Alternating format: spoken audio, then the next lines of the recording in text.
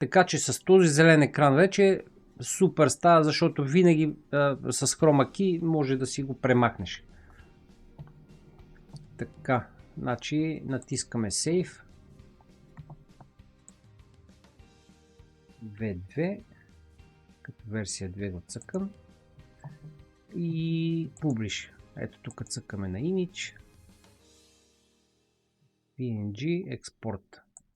Значи вече имаме зелена на дамата, значи тук пишеме V2, Save. Така, вече го създадахме, нали, нашия аватар. Разбра до тук как стават нещата. Махаме се от Create Studio и се връщаме в... вече сме в HeyGen, отиваме. Ето тук става магията. Така че аз между другото с HeyGen съм още от началото, когато бяха стартъп в Future Tools, там ги открих и реално